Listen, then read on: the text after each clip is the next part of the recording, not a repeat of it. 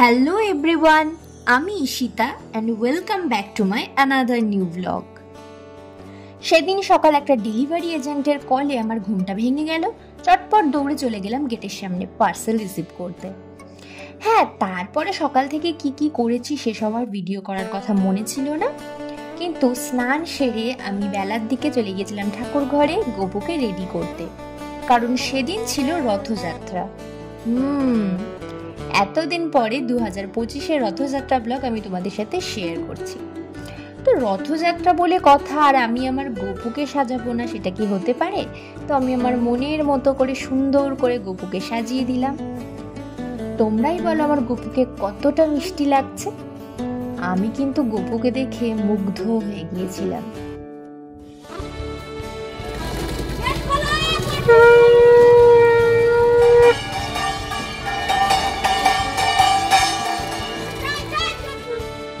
তারপর বিকেল হতেই জগন্নাথ দেব রথে চড়ে চলে এসেছিলেন আমাদের বাড়িতে।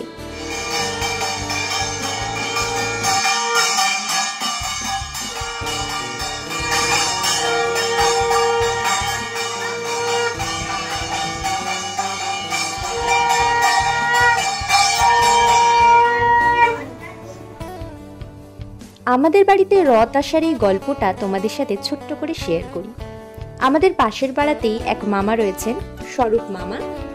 মামাদের বাড়ি থেকেই আমাদের বাড়িতে রথ আসে সোজা রথের দিন, আবার উল্টো রথের দিন মামারা রথ নিয়ে যান নিজেদের বাড়িতে।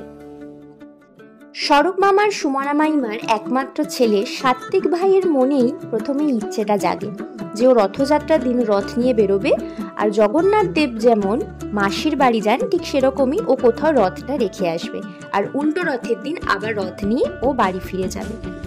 কিন্তু কোথায় রাখবে রথটা সেটা আগে থেকেও সে ঠিক করেনি। তাই প্রথম যে বছর সে রথ নিয়ে বেরোবে বলে ঠিক করেছিল, সেই বছরই সুমনা মাইমা আমার মাকে ফোন করে বলে যে সে রথটা আমাদের বাড়িতে রাখার ইচ্ছে প্রকাশ করেছে।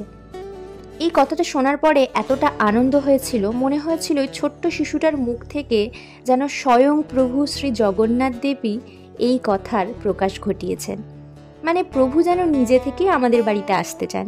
সেজন্য সেই প্রস্তাবে আমরা এতটাই খুশি হয়েছিলাম, সাথে সাথেই বললাম যে অবশ্যই আমাদের বাড়িতে তোমরা রথ নিয়ে আসবে। তো এই নিয়ে মোট 3 বছর পূর্ণ হলো। স্বরূপ মামারা সবাই মিলে আমাদের বাড়িতে সোজা রথের দিনে হই হই করতে করতে জগন্নাথ দেবের জয়গান করতে করতে রথ নিয়ে আসে, আবার উল্টো রথের দিন ঠিক এইভাবেই রথ নিয়ে মামারা বাড়ি ফিরে যায়। তো সেই মুহূর্তটাই আমি তোমাদের সাথে শেয়ার করলাম। তো রথ যথারীতি আমাদের বাড়িতে চলে এসেছে। এখন প্রভুর সামনে প্রসাদ নিবেদন করে ধূপ প্রদীপ জেলে প্রণাম করছি। পুজো পাঠের পর্ব শেষ হতে ভেবেছিলাম বাড়িতে বসে রেওয়াজ করব, কারণ পরের দিনই ছিল আমার গানের প্র্যাকটিক্যাল এক্সাম।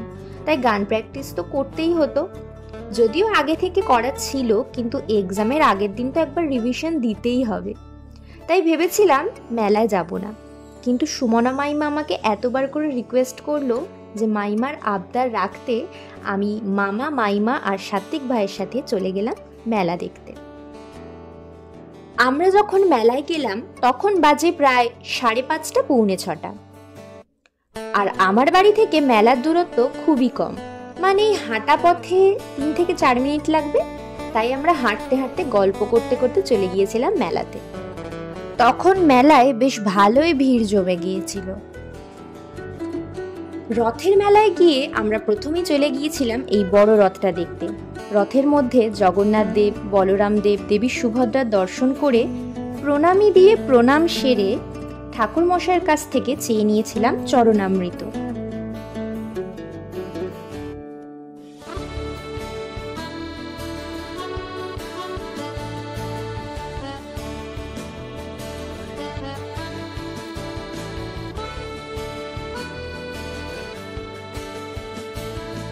তারপর রথের সামনে গিয়ে রথের দড়িতে এক টান মেরে চলে গিয়েছিলাম ফুচকা খেতে। বাকি দোকানগুলোতে বড্ড বেশি ভিড় ছিল, আর সেরকম কিছু কেনাকাটাও করার ছিল না, তাই অন্য দোকানে না গিয়ে ফুচকা খেতেই চলে গিয়েছিলাম। আর পুরো মেলার মধ্যে এই একজনই নিরামিষ ফুচকা বানাচ্ছিল, তাই কাকুর কাছে গিয়ে চটপট ফুচকা খেয়ে নিলাম। ফুচকা খাওয়ার পরে হাত ধোয়ার জন্য কোনো কলই দেখতে পাচ্ছিলাম না, তাই বাধ্য হয়েই বড় পুকুরটাতে গিয়েই হাত ধুয়ে নিলাম। বাপরে বাপ, কি বড় পুকুর!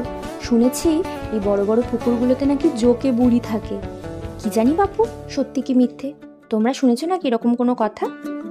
যাই হোক, আমি কোনো জায়গায় ঘুরতে গেলে সেখান থেকে সামান্য কিছু হলেও কিনে নিয়ে আসি, স্মৃতিচিহ্ন হিসাবে রেখে দেওয়ার জন্য, যাতে সেই জিনিসটা দেখা মাত্রই সেই জায়গায় ঘুরতে যাওয়ার সব কথাগুলো আবার আমার মনে পড়ে যায়।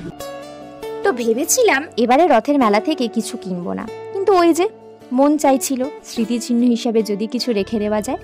আর আমাদের বাড়িতে প্রতি বছরই রথের মেলায় একটা করে মাটির ভাণ্ডার কিনে নিয়ে আসা হয়। তো চলে গেলাম এই মাটির জিনিসপত্রের দোকানে।